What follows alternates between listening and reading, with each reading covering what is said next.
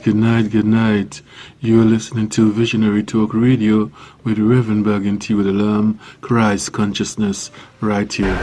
What I'm going to do tonight, I'm going to continue talking about the resurrection of Christ.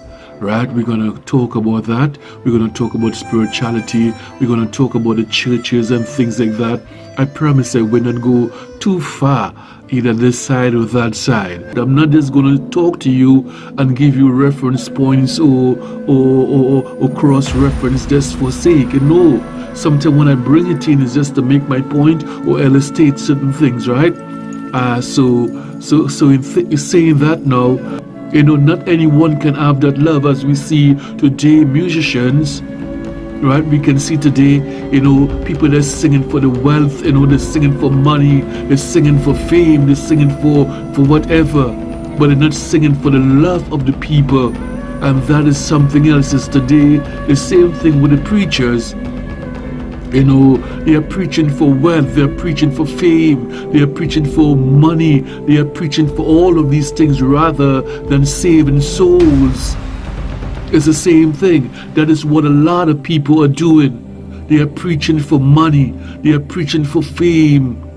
And yes, a lot of them is getting it, but if you look and see what is going on in their life, it's falling apart. Right? You see the kind of accusation that people make about them. We've seen all of these things, and we've seen the falling of these churches. It's falling apart. Why? Because the generation today is only about that money, it's only about fame and fortune, and who is looking good and who is not looking good. If you're looking good and you go to church, well, then you are being saved. You are not poor, it means to say you are saved. That is how they look at things. They look at your clothes and say you are saved. They look at your car and they say you are saved. Rather, the soul.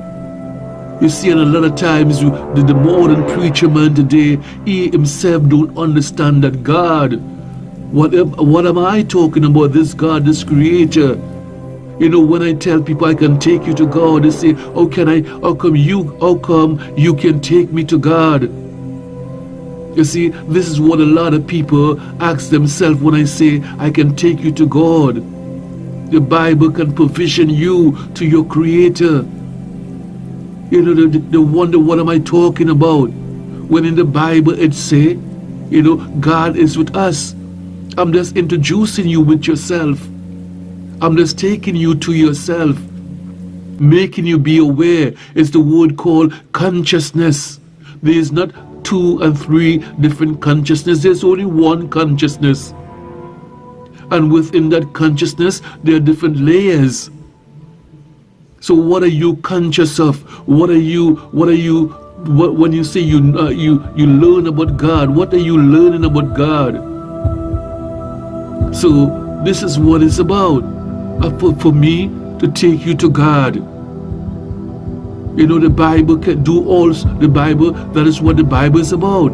Taking you to your Creator. Provision you to that God.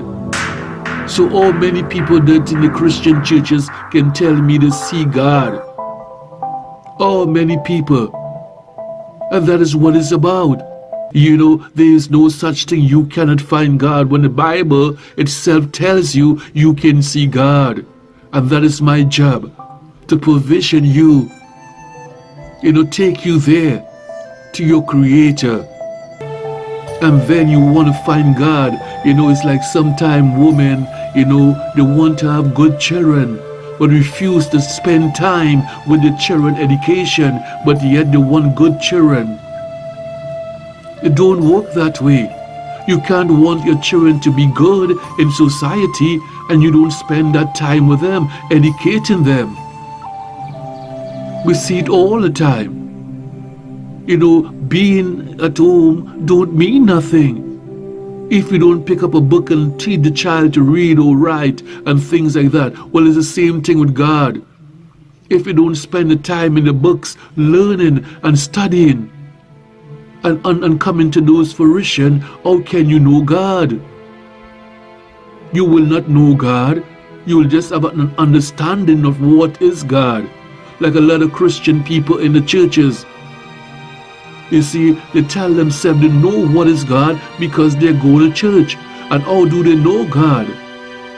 How do a lot of Christian people say they know God? By they saying they are good. That is how Christian people measure themselves to God, by they doing good to another. You doing good don't mean you know the Creator. Don't mean nothing. But again, a lot of Christian people feel because they do good, God, they know the Creator. Or the Creator know them. You see, but I know from logic, from if you like I say, be very pragmatic a lot of times, if you're meticulous, you'll understand that, you cannot say, I know God and you never seen God. You cannot say you know God if you never seen God. That is a reality. You can know of God, but you cannot say you know the Creator. We must not get that mixed up. We must not get that misunderstanding. I know God because you're doing good, or you go in a church, you say you know God, or you read in the scripture. You see, you must get that experience with God. It's the experience going to give you that feeling. You do something, you're going to get that feeling. Or sometime in some cases, people get the feeling first. And then they exercise that thing that they are feeling. But you cannot say you know God if you never seen the face of God. You understand? You must see God. To know you, to say you know God, or to say you are good Christian. Okay, you are a good Christian, but do you know the Father? And that is what Christ consciousness is about. Knowing the Father, knowing God, knowing the Son of God. You see, that is what it's about. And that is what my message to you from day one. If you're going to run down things that ephemeral, you will never find God. You will never find your Creator. You will never find yourself if you keep on searching for ephemeral things. And that is what music do today. You buy it, you just fling it away. It's garbage tomorrow.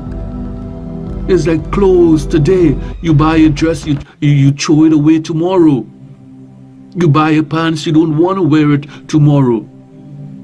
You watch a television show today, next week you can't even remember what you watch, because a lot of these things did not have any power, any meaning in it. They didn't have no substance for you to take in that. I will always tell brothers, just don't educate yourself in this fashion alone, or just don't educate yourself this way alone. Educate yourself in all manner, whether it's if you feel to read the Quran, go and read it. If you feel to read the guitar, go and read the guitar. That's not going to take you away from the Bible. That's not going to take you away from your God. Discovering yourself, or you reading just any book. You see, that is what it's all about. Rather than me coming and tell you, do not read these books, or do not do that, no, that is just me influencing you. You see, you need no one to influence you. You need to come to your own fruition. And anyone that telling you, you got to, you must, that is the devil. Or putting fear into you. And if you don't do this, you're going to go to hell. That is the devil speaking to you. That is the devil talking to you. We can give you certain experience. If you kill someone, you know that is evil. I don't have to tell you that is evil. You know that is evil. If you're a thief, I don't have to say that is evil. You know. But because you don't have no soul, you will not pick it up. You will not understand it. So I will tell you now, go and read the scripture. See what the scripture is saying to you. See what the Bible is saying to you. Let's see if stealing is right. Stealing can never be right. Living the life of a thief can never be a life of God. Because there is something called good and bad. You don't want anyone to break into your apartment or your house or car and steal it and drive away your vehicle. So how could that be right? There's some things that just make sense. Right? So, things can only strengthen your beliefs, and your faith. So I don't tell people what to do and what not to do. I just read it and it's for you. Or I share my experience for you. If I share my experience, that is my experience. I'm sharing with you. Either you take it or you leave it. You don't have to oblige by it. You don't have to believe it, or you don't know. It's up to you to take it or leave it.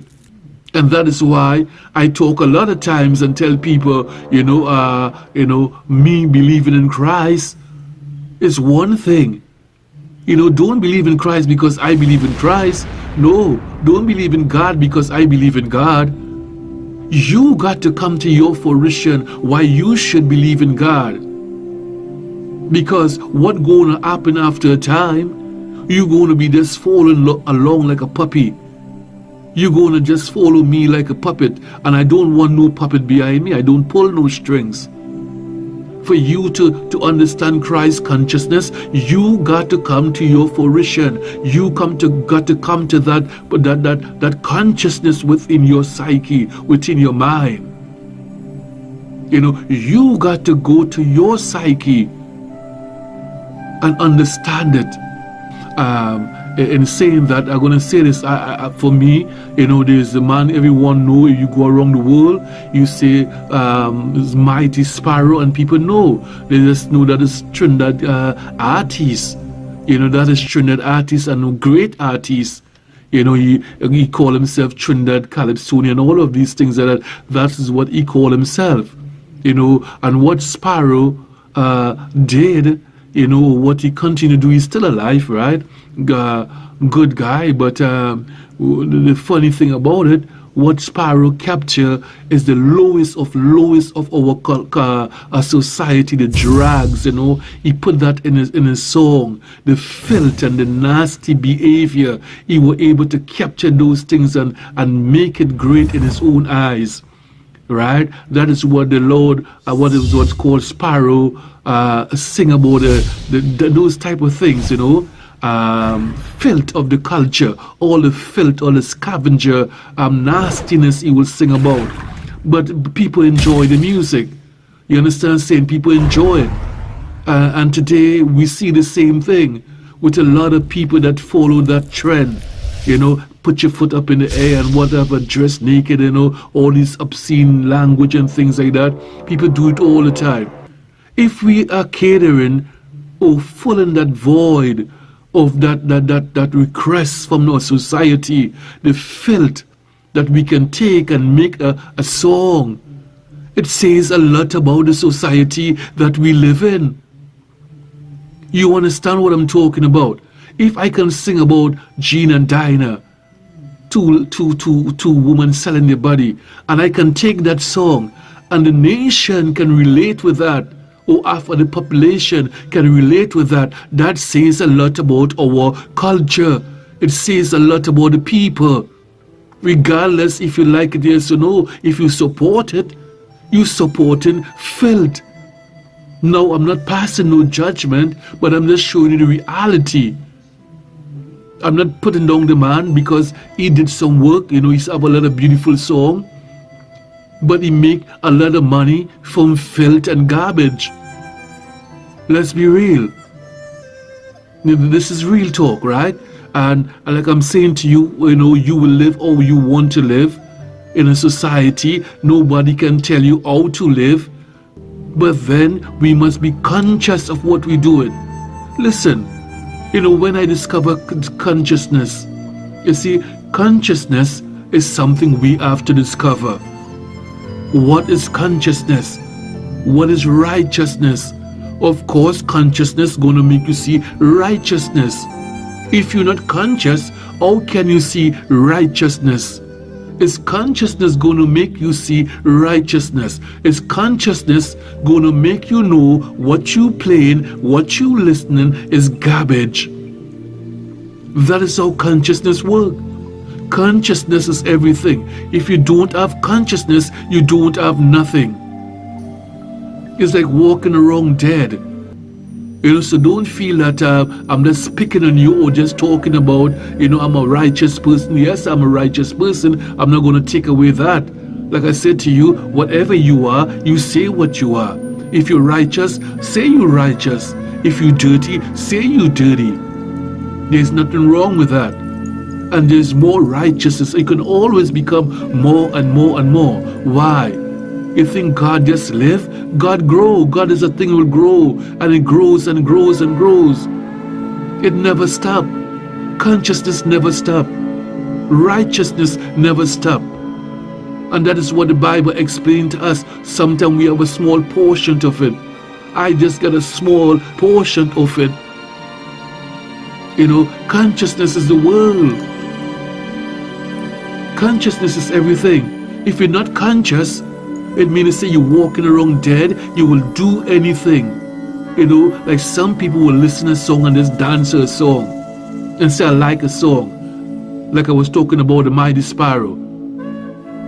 And say, I like the song Gina and Diana. But when you break the song down, you realize the man is singing about filth. It's nasty. But we still dance to it. But it shows us the consciousness that you are on. That is your consciousness. Can I knock you for that? No. I cannot knock you for that. I cannot say you are wrong for that. If that is your consciousness, that is your consciousness. You just have to come in my vibration. You have to come in my consciousness, my world, to see why I'm saying that is nothing wrong in what you are doing. You see, some people love wrong. They love wrong. They love to judge. This is right. This is wrong.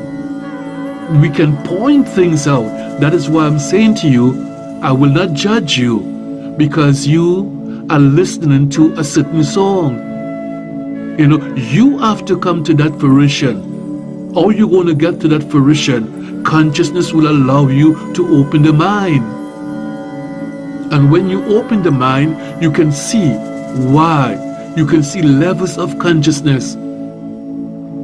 And that consciousness will tell you this is wrong within yourself. What you are talking about is filthy, is nasty. That is what consciousness will do. Wherever you are going in the wrong place. That is what consciousness will do to you. Why will consciousness talk to you that way? Because consciousness is something that lives. It's always there. You cannot change consciousness. You cannot do nothing to consciousness. It's always there.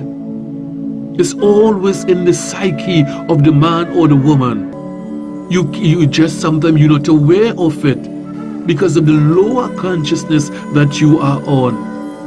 It's like when you listen to a song like Gina and Diana, let's say you're dancing to that song and you're enjoying yourself and you feel like you're in heaven. Yes, you are in heaven. You are in a lower consciousness. I will not say that is what you call your consciousness, that is evil. That is your heaven right there. That is your little world. Now, if you come in if you step up to the consciousness and you say you go on a different level, like when the Bible say the three heavens, the first, the second, and third, right? If that is what you're doing, then you say, well, wait a minute, I'm listening to filth. I'm listening to garbage. You see, that is what consciousness will do to you. It will show you that. It will show you what you are doing. So how can you go to that different layers of consciousness? The more we are aware of ourselves. That is how you're going to know.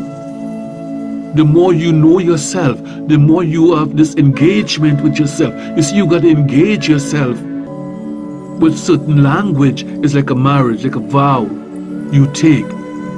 Better or worse, you're still with yourself. You're not going to give up on yourself. No. Some people do because they don't have that vow. They take that initiation with improving self. Good or worse, good or bad. I'm going to stick it out. I'm going to be a better person. When you take those initiation, when you take those things, you're on the road of knowing self. If you don't know yourself in a higher consciousness, then the lower consciousness will always feel good to you. But the ones in the certain consciousness will know, well, you listening to filth. And that filth that you're listening to will just block you from growing. It will block you. The songs that you're listening to, if it's in a smaller frequency, it will block you from reaching into God. That is why a lot of people always say, they experienced God when they were small. Why do you think it's that? Because once, when you were a little child, a little boy, a little girl, you were clean, your mind was clean. There were no static, there were no dirtiness in the mind. So you can reach that emotion of God. You were not listening to the type of songs that you were listening to. You were not dancing along to nonsense. The type of conversation you keep with people, you were not doing it. Now you get a grown up, you feel you talking about sex all the time, sex. That's the type of conversation you listening to. That's the type of program you watching on television. Of course of course you're gonna get dirty current. It's what you call current. It's dirty vibration.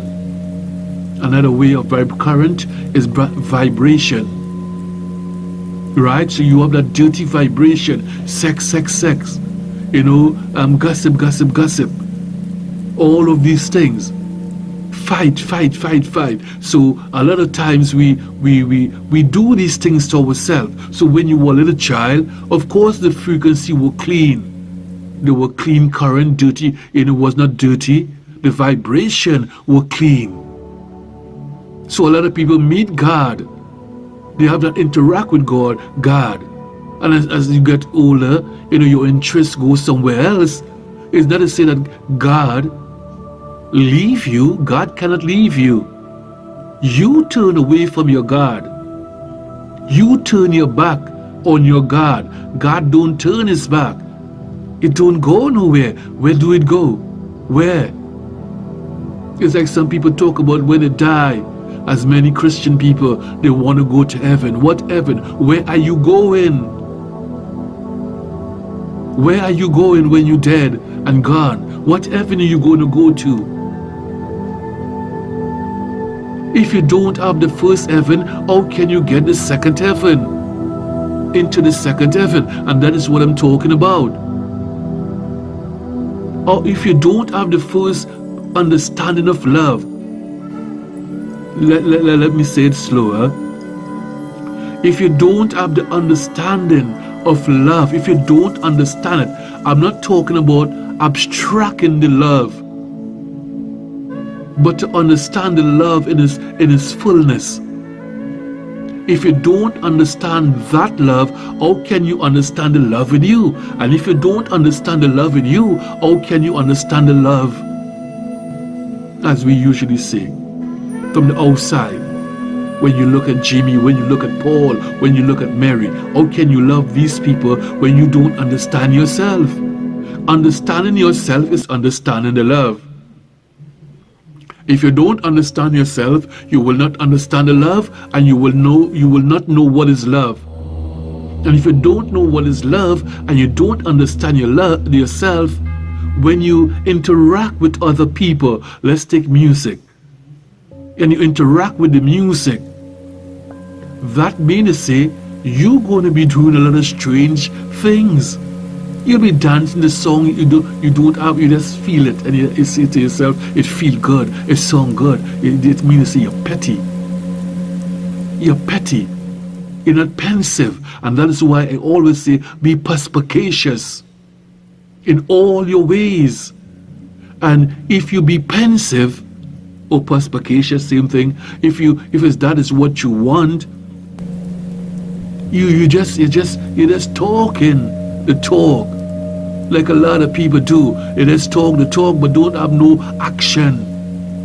You talk, you say you love God, but there is no proof that you love God. I'm talking to my Christian brothers and my Christian sisters. You have no proof that you love God. You love the idea about God or what God can do for you, like a lot of Christian people. They love what God can do for them. Not to say they will love God or they want to know God. A lot of people don't want to know God. They want to know what God can do for them. Like God is a pimp. That is what people love to do. They love to pimp God. You know, they love to pimp the church. They love to pimp this one. That is what a lot of people do. Rather than getting to know yourself, getting to know God. You know, I have this conversation a lot of times with people, and I will to show you what consciousness really do and how consciousness really works. And I will say this, you know, people come to me all the time because, you know, there's not a lot of people are representing Christianity today, you know, in the internet, like pagans are doing right now. A lot of pagans on internet, right? A lot of pagans no believe in God. That is what they are, pagans, and that is what they call themselves also. Now, I'm not trying to be provocative and thing. No, I'm not. Be offensive with other people's cultures. No, I'm not. This is a term for it, right? And they will come to you like Satan. But Satan, that's how he comes to. He comes in such a way. You see, Satan likes to laugh a lot. That is one thing I know about the devil. He likes to laugh a lot. And that's how he catch you. He likes to tease a lot. He catch you that way. You see, he likes to tell you about you when he know nothing about you. Or if you know nothing about you, that is how he gonna get you. So he come smiling, he come talking with conviction to give you something that is good.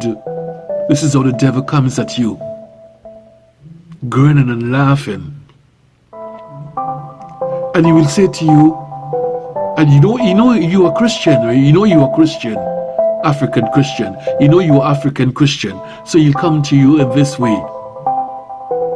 Do you know the white man take Christianity around in the name of Christianity? They kill and they rape in the name of Christianity. They did this and they did that in the name of Christianity. This is how we're going to talk to you. Well, we discover they know really true Jesus. They facetious, what they call, they make these things up. He will talk to you that way. Oh, and then he'll bust a few laughs, about Christian people. You know you are Christian, so he's talking that way to you. What the little devil don't understand, there is something called consciousness. I'm going to say it again. What these little devils don't understand, there is something called consciousness. And within that consciousness, there are many consciousness. But this is like this. You have many fingers, right? The thumb, the pinky, but it's all in one. That's the same way consciousness works. So here what we're going to do to him, we're going to break him down. So we're going to say to him, wait a minute. Because, they always refer to Christianity as white. Or the Catholic Church. Or the Pentecostal and things like that. That is how people relate Christianity. So he's trying to make you leave your Christian, your God and things. So he's coming with all these little kind of games to take you away from yourself. Right? So, yeah, what are you going to do? Yeah, what are we going to tell him now? What are we going to say to him? Well, wait a minute. You say Christianity do that. You say Christianity do this. Yeah, what are we going to say to him? Can you show me where the Bible say Christ, Emmanuel, God with us, where he get blue eyes in the Bible? Can you show me? Can you show me that? That's how I shut him down the first time. That's how I always shut down the devil. Can you show me where in the Bible say God born with blue eyes? Can you show me? Most likely the little devil cannot. That is what I refer to them. These little devils outside there, they cannot tell you the Bible say Christ, Emmanuel, God have blue eyes. Yes, the Pentecostal, the Jehovah's Witness, the Catholic all portray Christ with blue eyes. Why? Because these are Europeans who are doing that. This is in their consciousness. This is what they are preaching to the world. And we know that Christ don't have blue eye by the Bible definition of what God is all about, what Christ is all about. There is no blue eye Jesus in the Bible. So when these Europeans take Christianity, or so-called Christianity, around the world, and say in the name of Christianity, we know that were not in the name of Christianity. They were not killing in the name of Christianity. They were not raping in the name of Christianity. They were naming under disguise they were doing it, but they were doing it in their father name, the devil. That is what they were doing. Disguising themselves as Christian. And for the black people who say that God is a white man, is a devil. Any black man say that God is a devil, is a liar, a hypocrite, and should be remain in slavery. Stay in slavery, stay in that little place in your mind. You are a slave, you are a fool to say God have blue eyes. What a devil and a fool you are. You see, that is what I'm talking about. So when this little devil come on the internet talking about Christ, Christianity belongs to the white man, you are a devil. That is all you are. That is all you will ever be, a devil, unless you come to the fruition and say and confess your sin. That God is a black man. That is what you gotta do. Confess your sin. I don't care who you are. Confess your sin. Tell the world that you are a liar, and you come and you make that decision now. That is the only way we'll forgive them. That is the only way they got to do that. Confess the sin in front of the world and tell the world the wickedness they used to believe. That's like what I say to you. I understand. In one part of my life, yes, I sing. I did a lot of stupid things when I was a youth. And I sing and I dance and I do a lot of foolishness. But once you come to that foolishness, you got to let the world know these are foolish things. Once I come to the fruition of what is God, then I tell you, I used to be a sinner. Or I used to do sinful things. This is what it's about. You gotta say, I used to do sinful things. This is not a European God speaking. This is an African God that is speaking. Read it in the scripture. Show me any wars that the European fought. Show me where he apologized to the people, where in the society, where he enslaved the black man. Is there any contrition for you in his society Yes, you live in amongst them, but is there any contrition for you, your culture? No, there is not. But you don't understand what I'm talking about unless you come to those fruition. Where is the forgiveness? Where is the sin? So how can you say God is a European man? How can you say, let me don't say European, because we know the first Europeans were Africans, right? You got it? So I hope so you know that. Alright, so let's understand that. And we know the first people who were living outside there in Europe was African, long before the Caucasian man ever come. Alright, and that is a different history probably I will talk about one day with you guys. So we're beginning to understand that fruition coming to your senses, that more or less. So don't let them tell you that God is a white man. Any man tells you that God, Jesus Christ, is a blue-eyed man, he's saying to you God is a white man. That is what he's saying. These little black devils are wrong. That is what they are, black devils. You see, so, but they don't know they are black devils. They really don't know. They are doing the job of Satan. They really don't know they are doing the jobs of the devil. So we got to put them and check them back in the right place. What you feel. I know some of you are listening. What you feel. That God will send someone to represent him. You feel that? God will not send a saint, an angel to represent his words. Look in every decade. Look in every history. God sends someone to represent his words. Represent his kingdom. Look and see. Represent his people.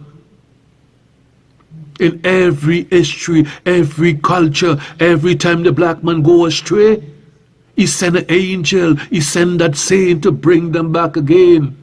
This is always the story, always about the story.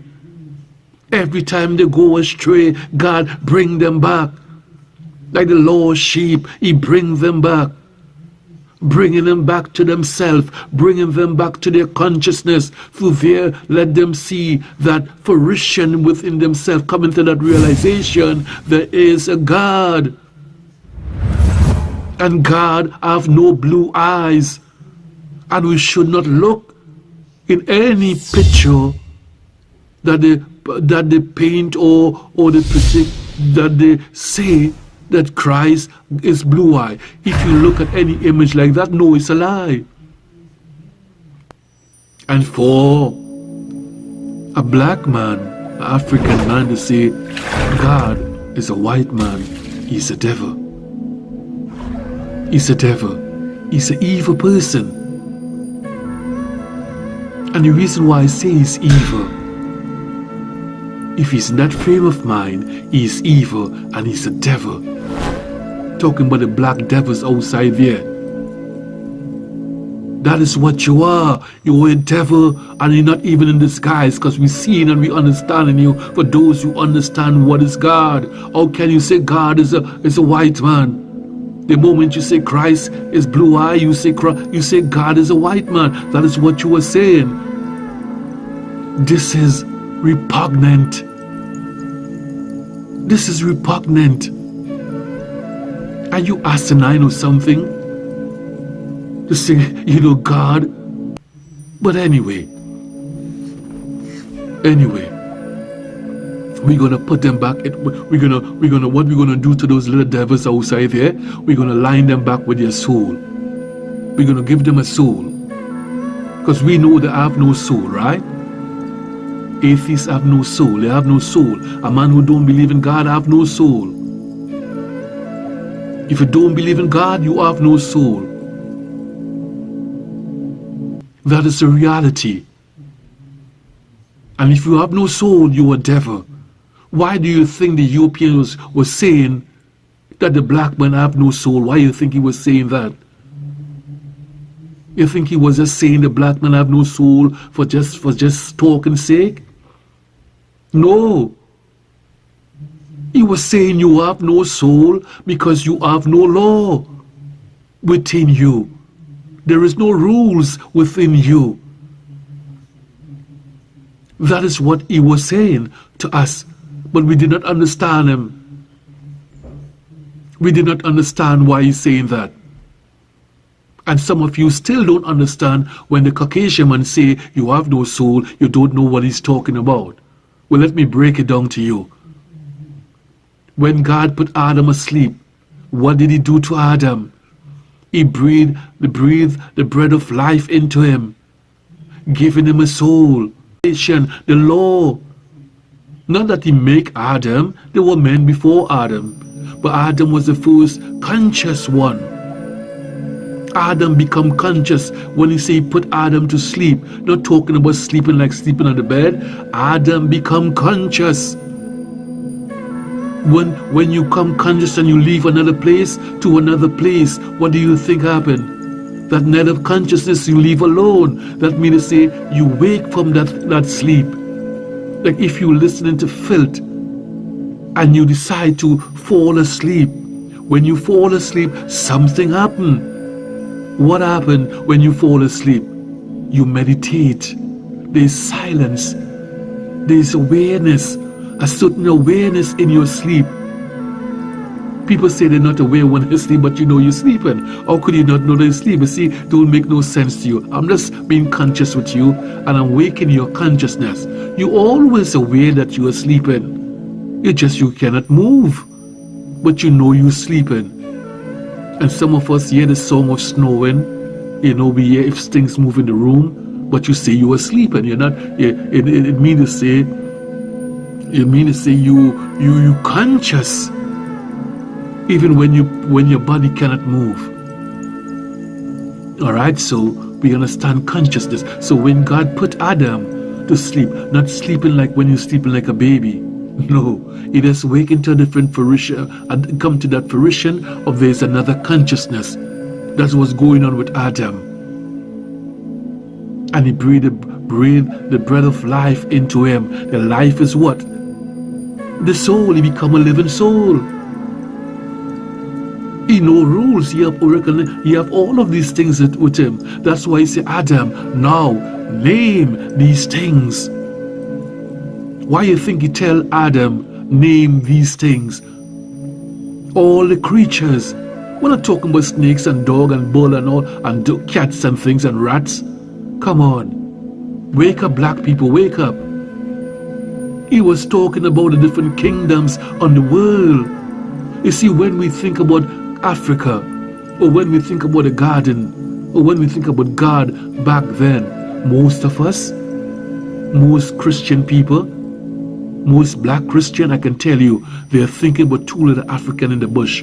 Right? Moses and his son. That is what you were thinking. But when Adam came along, there were kingdom in this universe already. You got to understand. There were kingdoms. And God tell Adam, name these kingdom. One is kingdom, wild, and call them animals. Why? Why do God say lower creature? Why do we refer to man as a lower creature? Animals and dogs have one thing in common. A dog is loyal to whoever is feeding them. Let's put it in that nutshell. A cat is the same thing. You cannot tame a cat. You cannot tame a lion. Or you cannot. Or can you? A wild animal. One day, unless let's say you tame him, you never know. You never know. So what is a wild animal? Adam, he was naming the kingdoms. All right, that is what Adam was doing. And what did he say about the kingdom? The creature, he called them creatures, because you cannot tame creatures, most of them. To do as you to sit around the table and eat knife and fork. Can a lion do that? No. That's what I'm talking about, consciousness. I know what some people are saying. Yes, you can tame a lion. But can you tame a lion to eat with knife and fork or have a conversation with you about God? It's always be an animal. It cannot speak.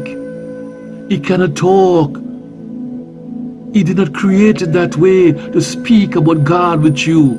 The serpent cannot talk, the real snake I'm talking about. I'm not talking about human snakes.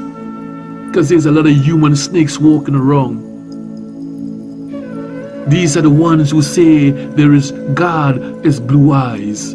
They are human snakes. When these black men talk about God is a white man, and black men talking about that, go look on your internet, you will see. They are human snakes, alright? They will sting you. They have nothing good for you but to give up your God. So that is what I'm talking about, consciousness. God did not tell Adam to fall asleep like a body sleep, right? No, not snoring, sleeping. That's not what he's talking about. He's talking about liberating the mind, to give him law. You see, only laws can liberate you. Only laws can free you. Don't let anyone tell you you just wake up and you're free. That is what they do to the slave. The slaves, they tell the slaves you're free. You cannot be just free just like that. There are certain things come with freedom. If you say you're free, don't the word independent comes in? What do you think comes along with independent? Not rules and regulations? What do you think comes along with civilization? Or civil? Not moral values? You cannot say you're civilized and you have no moral value. How do that work? How can you say you are a civilized human being and you have no morals? You have no value.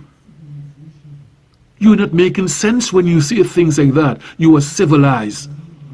Why you think today, and check it out. Tell me if I'm making this up. Why do you think these European states today will say they are in front, they are civilized? Why do you think they keep showing that in your face? Civilized, civilized, civilized. Why do you think they're the first runner-up? They're saying they're the first runner-up when it comes to civilization. Why do you think? Because they're saying to you, you don't have a soul. That is what? You don't have a soul. And if you don't have a soul, you have no value. You have no law within you. And if you have no law within you, you'll be lawless. If you have no integrity, it means to say there is no law. If there is no love in you, there is no law in you. With love come law, rules, regulation. Well, you can live without love, of course you can. You can live without rules and things, of course you can. There's nothing wrong with that. You can. You could go in a corner and live all by yourself. There's nothing wrong with that. People do it all the time. But once you begin to say society, once you begin to have a society and understand society, there will be laws in society. There will be rules and regulation. Whether it's you living in your own society or you living in another man's society, another man's world, there will be rules and regulation. It's that simple. So when we talk about civilization, you have to know that he's saying to you, if you say you're living and you don't want to follow the rules and regulation, you're not a human being. That's what he's saying to you, straight up front. Right? That is what he's saying to you. You're not a human being. You don't deserve to live in his world. You don't even deserve to breathe. But you understand them. So we're going to take a little break right here.